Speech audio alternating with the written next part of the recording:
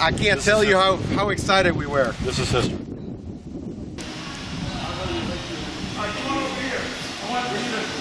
I want you to meet Mick. Mick, this is Daniel. Hi. Hello.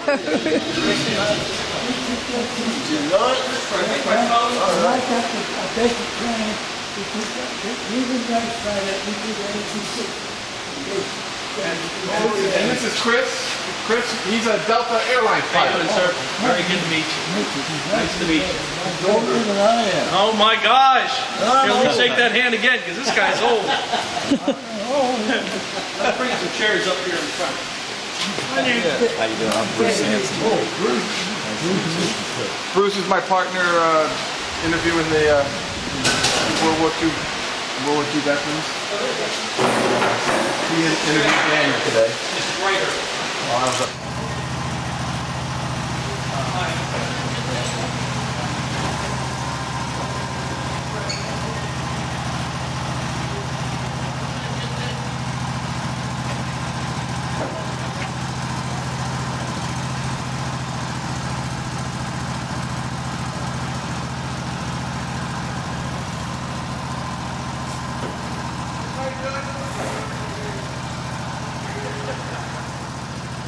My cell phone out of the car before this.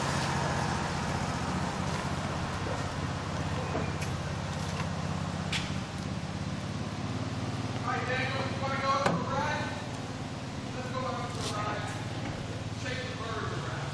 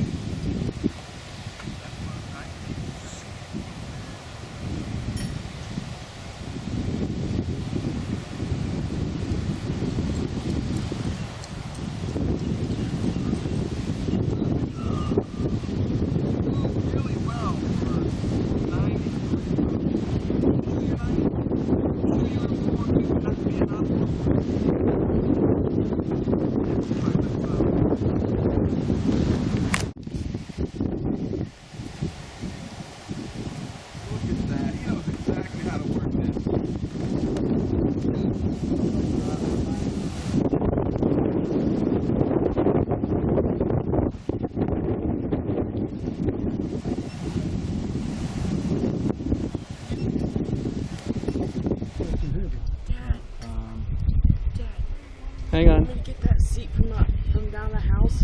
Nope. Are you sure I can go run? We don't need it. Do you have it? Hey, Chris, we need a little help. All right. Okay, you want to come? Dad, so what can't do it backwards. as a pad? Well, I cannot get that off. Let's see how good this works. Already packed up to the steering.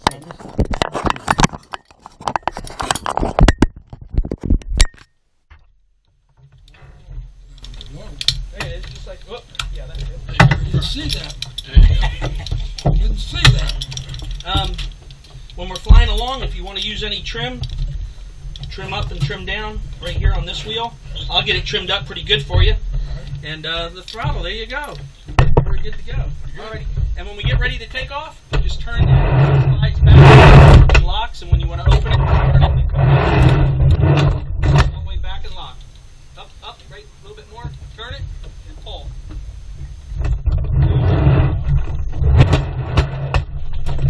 All right, let's make sure you can hear. You had it right. Okay, as close to the mouth as possible. I just want to make sure that All right.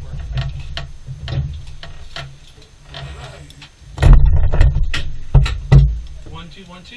I can hear. There you go, sir. Okay, good. Just like the old days, get it close to your mouth. That's a good way to get it there. No problem. A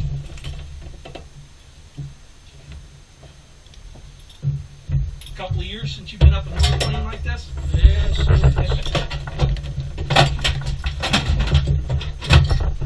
I was an Air Force guy myself. I flew B-52. Oh.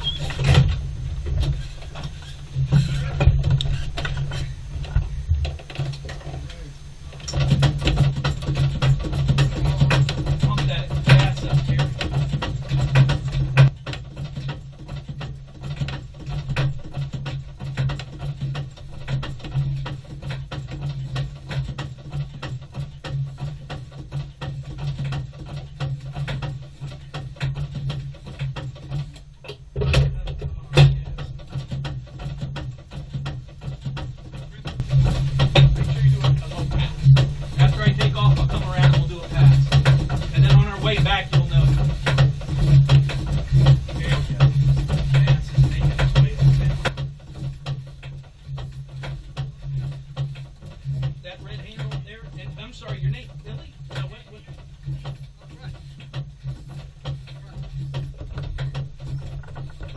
Can you hear me all right? Okay.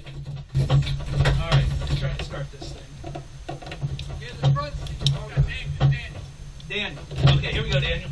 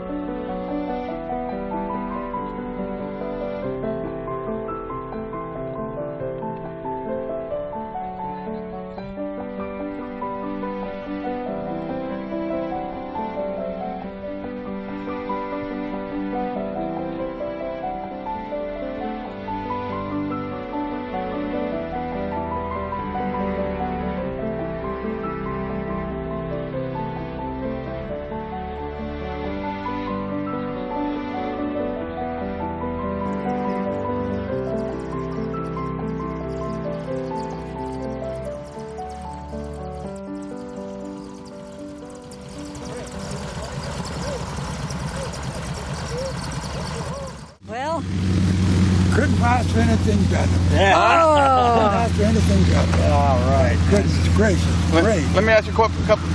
Tell me how it was. How did it feel? Oh, how did it feel? Just right in the chair, as far as I'm concerned. really? Okay. Nice. I mean, flying it. I mean, they come back to you. Yeah. Did you take the stick? Oh yes, I took the stick. Uh-huh. I told them because when I took the AT-6, we did barrel rolls too. Oh. Did you do any loop training? What class were you? 45G. 45G. That's 44G.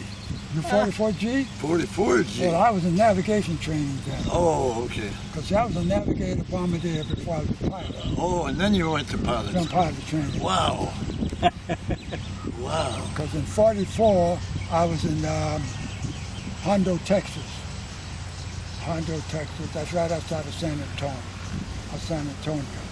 From there, You were lucky to get into pilot training then. it was just a fluke. Oh, that's what I say. They don't often do that. No, because what happened when I finished bombardier training, when I went back, they didn't have enough pilots to accommodate all those bombardiers and navigators. So not knowing what to do with us, they sent me to pilot training school. Love that. Mostly in Southwest. Pilot training, I was in Tuskegee Airman, Alabama. All the way through? Yeah, Alabama. Primary, basic, and advanced. Basic, advanced, all primary, basic, advanced was in Alabama. The day that Roosevelt died, I was making takeoff and landing on the primary, on the grass field in primary. When I saw a red light on me. The first thing I said to him, I said, what could I do wrong? Then when I landed, that's when they told me that Roosevelt had died and we had the rest of the day off. So I said, oh, If you look at the that little beam so that the only time I landed on grass fields in primary. spiral. Basic advanced all was on. You flew Stearman's in primary? Something in Stearman's here primary. I rusted flew to the that, first child. and it popped Oh, off. So wait. now if you No, we look at flew it, the two. it'll Yeah, have I like know. 2 bumps on it, So we flew that and in it's supposed to be primary. spiraling, And but basic now it has 2 advanced. bumps. So you, I said my class was It's the first kind of class ruined to right here, so. fly the AT-6s in Yeah. basic. Up until that The time, last half. I didn't fly the It's a little BT-13s at all. um, I flew the AT-6s. like Well, you I would not- did some maybe basic in the like a week ago, BT-13. when I brought it up to the hangar, No, I made you it- went I from made the tire Stearman hard to to the AT-6. because that's how I Whoa, know and boy, From Stearman to the AT-6. From the you guys were hot. And from the AT-6, we went to, I went to the B-25. I was supposed to fly the that's- B-40s, I but was the just lieutenant needing colonel you to didn't and like me. the So back I will be figured tired. he'd wash me out.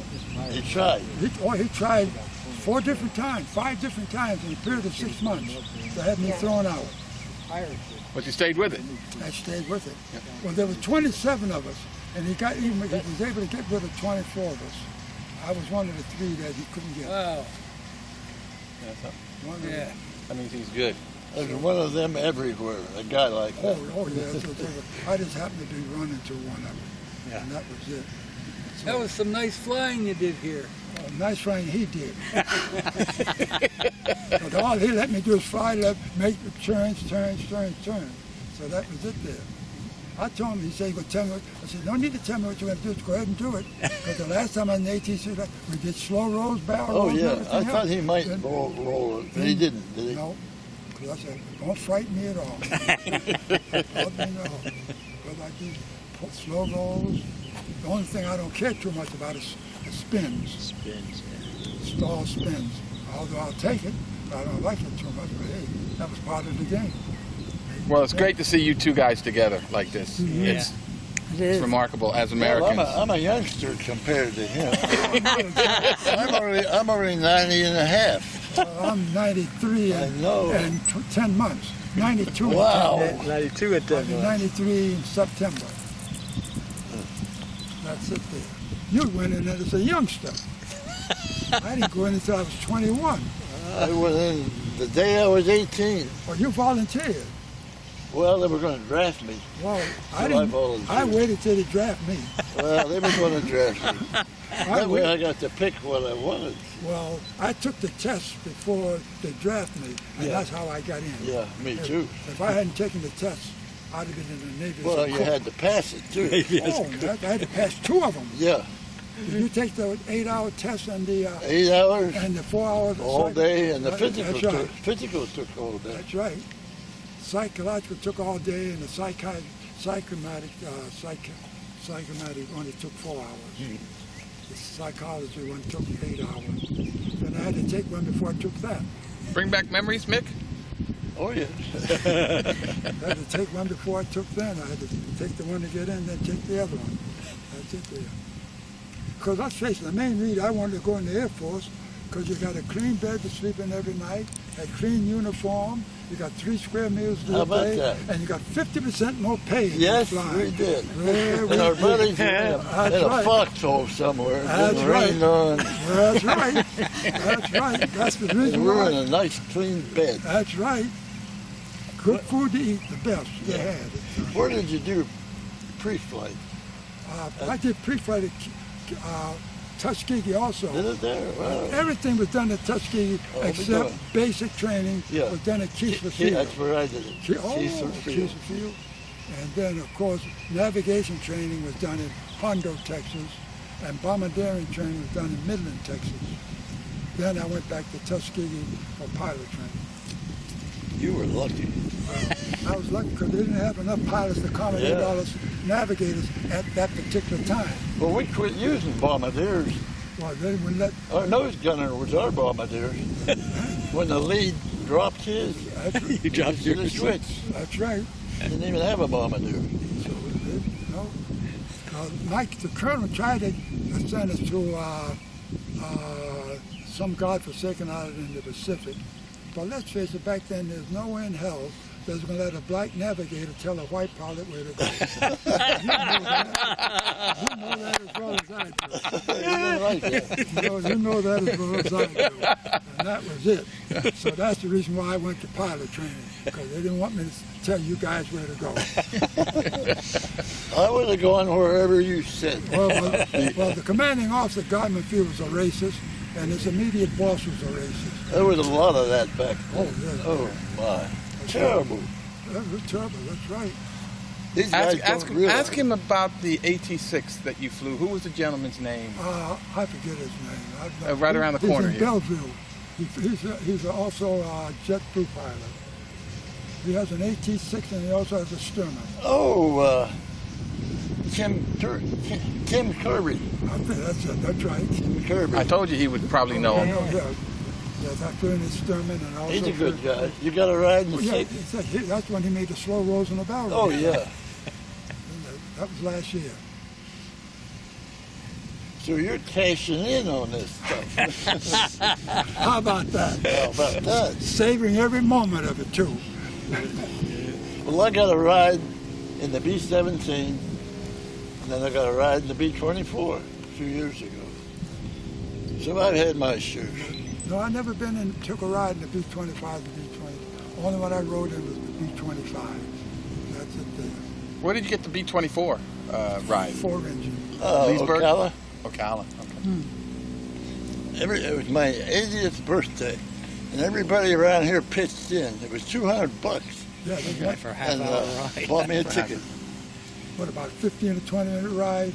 Yeah, That's well, 20, yeah. Yeah, Anyway. about 20 minutes. And I got right up front between the two pilots, and I asked him, do they have a route that they fly? Anywhere. So I asked him to come out over this field. All right. He did, right over the field, down low. Went out Lake Erie, came back right over, and they're all waiting. Well, some of them. Some were at the airport. Yeah. They take a lot of gas to run those 4-engines. That's why they charge the big bucks. Yes, indeed. Nice. Oh, you married? Oh, yeah, I've been married now for 71 years. 71 years. She's 72 in September. How old is she? 93. Really? She's 4 months. My wife is 4 months older than I am. Oh, cradle snatcher, huh? Yeah, he was. Yeah, I'm a kid. She's senior. She's 93 in May, and I'll be 93 in September. All right. Been married 71 years. Outstanding. September makes 72 years. That was it. Not too long ago. No. That's good. You get the new I'm ones. They're gonna hard sit. to train. Yes, indeed. Here we go.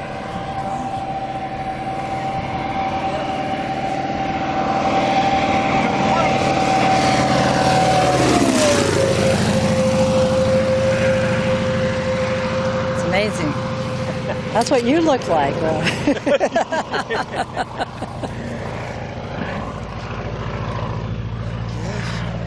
I can say now I flew the BT-13, flew in the BT-13. Wow, you can add that to your resume now. Because that's the plane I skipped. I went straight to the AT-6.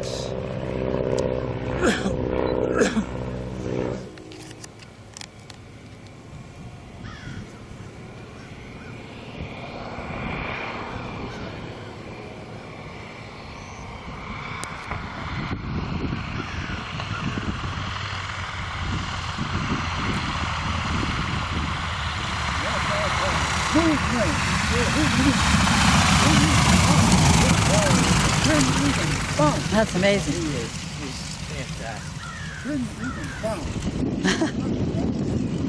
Normally hit it bounce at least once and then go head on. Hey, A couple of drops. we went through some really stiff rain on the way down That's what he here, said. up here. Wonderful. I'm telling you. Thank you. No, thank you. Thank you. No, thank you. Yes, sir. Dream of it. There's an old saying around here that they thank you for your service. People now are saying thank you for our future. That's right. Thank you for our future. I like that.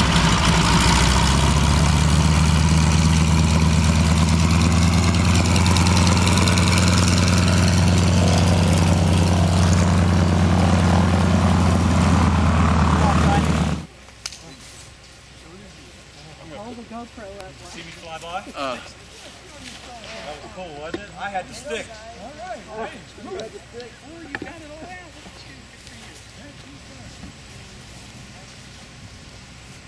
Got it? Right. Come on, Mikey.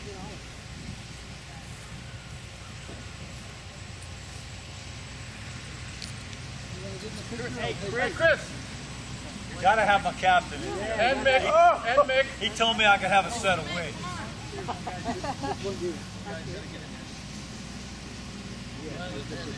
Yes, indeed. Everybody. In the middle. And Mick, you're right here. We have the two World War II heroes and the girl in between. Come on in, Cap. That man knows which side of his bread is butter.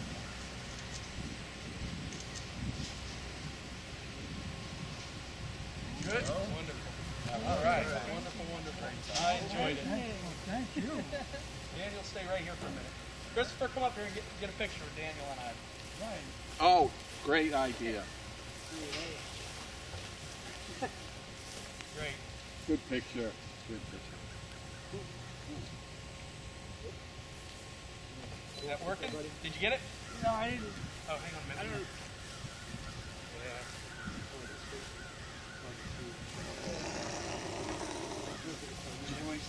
He turned it on. Yeah, I know he did. Cool. So whatever you were doing, we got a video tape. Wow, Albert. Hold on one second. One more. Hold on. I gotta switch this. Hold on. I gotta switch this to still shot.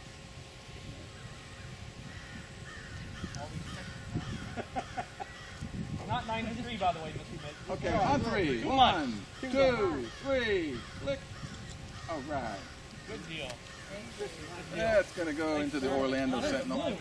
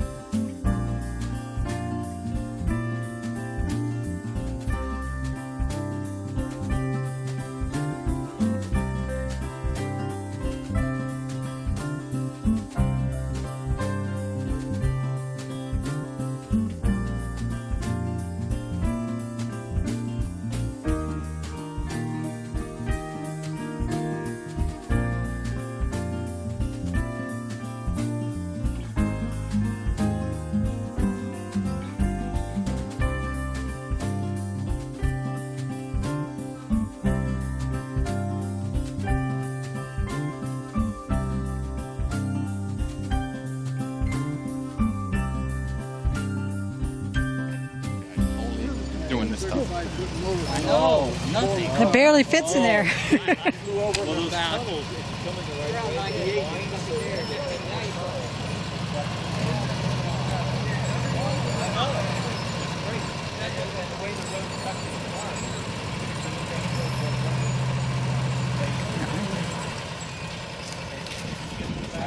You know what's cool about this camera? Is I can make all the video I took, I can literally make a picture, a nice picture out of every single second. Okay, When you went over, how old were you when you were mission ready? How old were you? 19. 19 years old. Can you believe that? Well, look at the guys nowadays. Who was telling me here not too long ago? He was in the Air Force and a captain at 23, and his co-pilot was 36. That's amazing when you hear that, the ages. The ones of you naked and out of water. Yeah. Oh, okay. Because most of them are volunteers now. That's really why they volunteer. Yep. I didn't volunteer. That's why I went in at 21. I wore the red shirt in honor of you. Oh. Oh, all right. I got a red jacket, but I very seldom ever wear it. In Florida, they got the red jacket. Up north, we got the blue jacket. I've seen some pictures with you with that red jacket. Yeah, red jacket in the north, How south. many do they keep up? How many left? Well, how many what left? Tuskegee Airmen. What do you call Tuskegee Airman? I guess anybody graduating from Tuskegee what's it? Air Base? What was it? Robert, did you know Robert Tuskegee? How did we become pilots? How? Yes. How did you? Yeah, how did you? Someone had to teach you, didn't they? Yeah. So that means they should be part of the Tuskegee Airmen also. I would say so. That's right. So I had to feed you. I had to have somebody to take care of the plane. So all of them. All Not, of them. I like that. That's pretty good. Yeah. Remember that now. All of them. That's true. You can't fly a plane if nobody's feeding the pilot. That's right. And no one take care of it either. That's right. Our best friend is the mechanic. He mess up, we're dead. That's true. That's true. So no, let's not forget. A lot of people think of the Tuskegee Airmen as just pilots. Just a bunch. That's very true. Just pilots. Yeah. And it's more than pilots. Navigators, bombardiers, doctors, nurses, accountants. And Well, don't it was forget. all the segregation of that time. That's right. Segregation. That's Wasn't right. that the whole experiment or the program that we're going to bring in the pilots, but we're also going to have navigators, Bombardier. co-pilots, the mechanics. That's right. Any of the support staff that you guys might need, they were all part of that effort. That's right. You had to have instructors. Someone had to teach us. Yeah. We didn't go out there just jumped and played and taught ourselves. Help correct me. Is that Tuskegee? Is that a town? That's a town now. It was a school at the time. Tuskegee It was Tuskegee Institute. It's a Where town does that now. Tuskegee come from? What is that? Don't name? ask me. Is that an Indian name? I don't know. Was It sounds Tuskegee like even it. in Alabama somewhere? By the way, my glasses are in there somewhere. I think it's in Alabama. Yeah. Northwest, like up around Well, Ball he or couldn't hear. somewhere. Red Ball. Or So before we took off, I unstrapped and I pulled my glasses and I set them here so I could pick them right up. And then when we landed, I went, no, I forgot to pick them up. So they're in there somewhere. We'll find them. Tuskegee, where does that name come from? I don't know. It's in Alabama anyhow. It must be an Indian name. Must be an Indian name. How interesting. Whether Cherokee, I don't know. My wife is part Cherokee, so I don't know what it is. So did you ever consider aviation as a career when you got out of the... I considered aviation a career before I went in. Oh. But after I got in there, I found it wasn't any good for me, so I got out after I got in. His first 2 years of education is aeronautical engineering. Oh, His wow. first 2 years, and then when he got back from training, 46 when he came out, his final 2, he switched his major to electrical engineering. Electrical engineering. Oh. No, I got a commercial pilot license, but what good was it going to do me? Right. 46, who's going to hire a black guy to fly? That's right. That's true. Who's going to hire someone? It's so true. That's right. So I just got it just to be getting it. That's Right. all. Just got it to getting it. Yep. So that was it. And some damn good pilots. That's it, sir. That's it there. But hey, good back then. And he has had a ride in a Stearman, an AT-6 with Tim Kirby.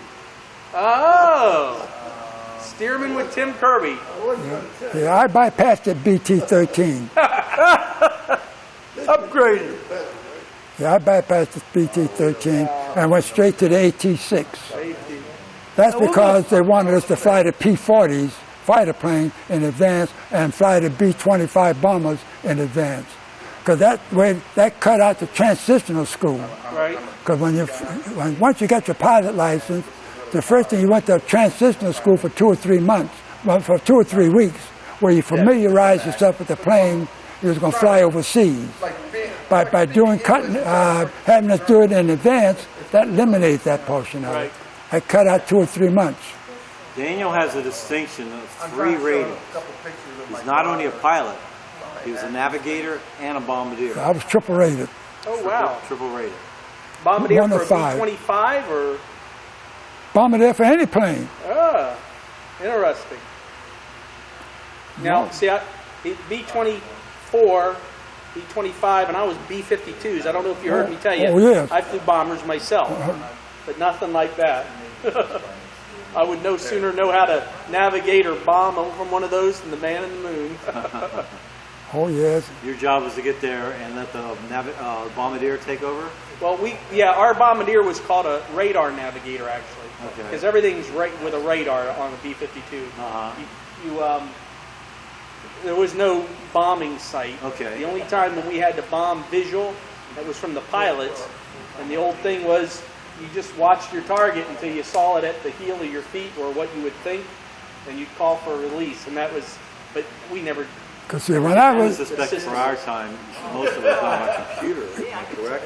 We put in certain coordinates, say we want to bomb this area. No. All it was, they have fix books all over the world. Okay. And let's say they were going to come down here and bomb this building. Okay. Well, those water tanks up there, or maybe the bridge going across I-75 over there in Bellevue exit, they have coordinates for the corner, the northwest corner of that bridge. GPS coordinates. No, this was even before GPS. But yeah, I guess. But what they would do is they bring up the INS, the inertial navigation system, and of course that drifts as time goes by. But let's say we were doing a bomb run to this building from the west, they would call up fix number 231, and that would be the northwest corner of that bridge over the interstate. And they're painting it with their radar, and they bring up that fix, and it brings up where the system thinks that fix is, which it's always relatively pretty close, but never right on. And then the old, like a centipede game, you used to play that centipede game, you roll the ball until you put the crosshairs exactly on that corner of that bridge, or that grain silo, or those, whatever, that dam, whatever stood out well, and they put the crosshairs right on that, and then they refix it. They'd say, no, this is where it is, to tighten the system up, and they do 2 or 3 of those as you approach your bombing point, and then the target, of course, they have the coordinates for the target, so based off of those positions is where the plane found this target. So that's how they did it. Now with GPS being what it is, it's pretty much up to date, right on all the time. They don't they use those fixes as a backup. So the bombardier is doing this toggle thing lined up. And once you get on, that controls the flight of the plane, or you could turn it over. You could turn the autopilot over to them, but we rarely did that because you're maneuvering. We did it on mine. As you came up on the target, you'd have a CDI, course deviation indicator, and you just had to keep that centered. And then you'd have a TG, time to go, and it would count down from 180 seconds out. And you'd see it counting down, and you just keep that lined up as you got in close to target within 60 seconds of release. You want to get those crosshairs pretty much lined up and hold that, and be at the right altitude, airspeed, and heading, and it would release on its own. See, when I was a bombardier, which controlled the plane? Yeah. Before the bombs had dropped. Given to you at that point. Our northern bomb site controlled the plane. Northern bomb site. We used the northern bomb site. When we got near the target, the pilot turned the plane over to the bombardier, and we was able to control the plane from our northern bomb site. And after we dropped the bombs, then the pilot took over again. Yep. So you were basically flying the plane through that little Yeah, scope. that's right. Again, And keeping attention to your airspeed and your altitude. well, we were practically on the target when we got there They were anyhow. pretty much heading. We had it right to the Airstream point. pilots did. They were We were inside of the target and everything else. We were on control maybe a minute. What would you do if you had, if there were clouds? I was just going to ask that question. If you could not visually see your target, did you have any way of? I don't know. I never dropped. So it was always visual. So you have a plan A and a plan B. If this place is covered in cloud, let's go to B. Oh, interesting. But that northern bomb site wasn't as good as they were saying. Yeah. But his house halfway down the road. Wind would affect it. Well, that even I flew in the first Gulf. The B-52s were originally designed for high-level penetration, and then, of course, with the Soviets, they turned them into low-level penetrators, so you would go in low-level. So we always train low-level bombing, 300, 500 feet bombing. And 500 feet off the ground? That great big ass plane? Yep. And then, for the Gulf War, the first 3 nights I flew low level. We flew in low. Well, there was a lot of AAA they had, so after we went low the first 3 nights, everyone went high because there was no threat up there. AAA would cap out around the mid-20s. You could see the top of the AAA sparkling. So if you were up in the 30s, you could easily see SAMs if they were launched. But the big thing with flying at altitude like that, the first Gulf War, we didn't have the smart Shaft. I'm trying to. They took the regular gravity bombs, the 117s or the Mark 82s, and they put a GPS on the front of it, wires running down the side, and excuse me. Hello. Nice. Hey, Carl. Not much. We're just. I got to fly today with the Tuskegee Airman, and they're just finishing up with him. Yeah.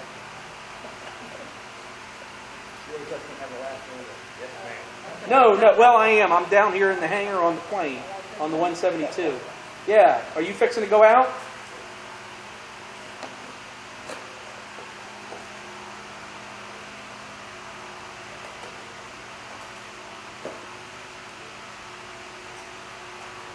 Oh, I would love to, but I've got other things. I can't make it tonight. I'm so sorry. Keep me in mind. Wow, that's pretty good. I feel honored. Yeah, I've obligated myself tonight. Thank you, Carl. Bye-bye.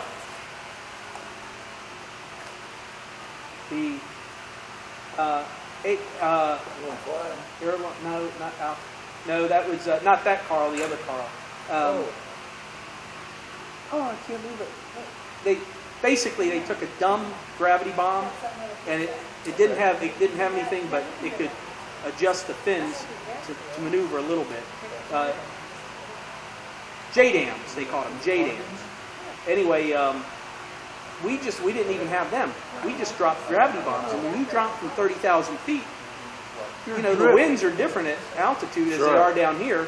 So as it goes through the 30,000 feet of winds, even as tight as you release on a GPS guided or GPS system, the winds, you could be way the hell off. I would think way the hell off. Well, we always went no less than 3 bombers at a time. And when we carried a full load, we could have 51 bombs per airplane. So that's quite a bit. That's a lot. A lot of bombs. You could cover a good area with that. But then, during the second Gulf War, I was out. My unit up there, that when I kept up with them, they could take 1 bomber. The first night of the war, 3 bombers took out 1 airstrip. We were low level. It took 3 bombers to take that airstrip out. Nowadays, it takes 1 bomber, and it might only take them 5 or 6 bombs to take it out, because they can go take this taxiway, that taxiway, and that taxiway. Now they can't get to the runway. By the way, we'll put 2 on the runway, evenly spaced. Can't use that. So now that bomber goes in. 1 bomber takes out a whole And they can do that from altitude away from the threat gun.